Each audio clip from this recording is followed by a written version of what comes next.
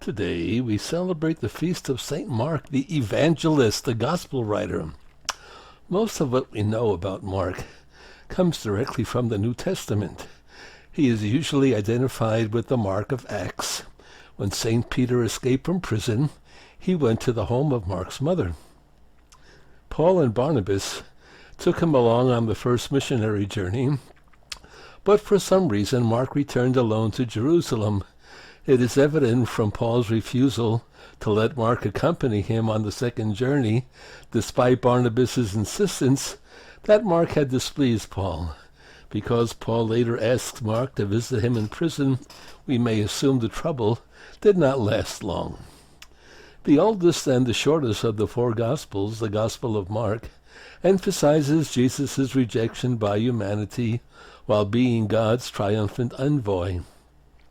Probably written for Gentile converts in Rome after the death of Peter and Paul sometime between AD 60 and 70, Mark's Gospel is the gradual manifestation of a scandal, a crucified Messiah. Evidently a friend of Mark calling him my son, Peter is only one of the Gospel sources, others being the church in Jerusalem, Jewish roots, and the church at Antioch, largely Gentile. Like another Gospel writer, Luke, Mark was not one of the 12 apostles. We cannot be certain whether he knew Jesus personally.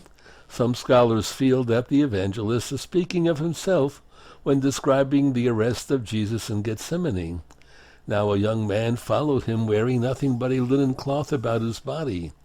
They seized him, but he left the cloth behind and ran off naked. Others hold Mark to be the first bishop of Alexandria, Egypt.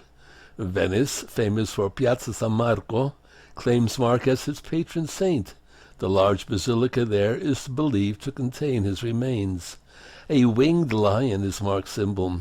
The lion derives from Mark's description of John the Baptist as the voice of one crying out in the desert, which artists compared to a roaring lion. The wings come from the application of Ezekiel's vision of 4 winged creatures to the evangelist. St. Mark the Evangelist. Evangelist means gospel writer, and that's what he was, gospel, the good news.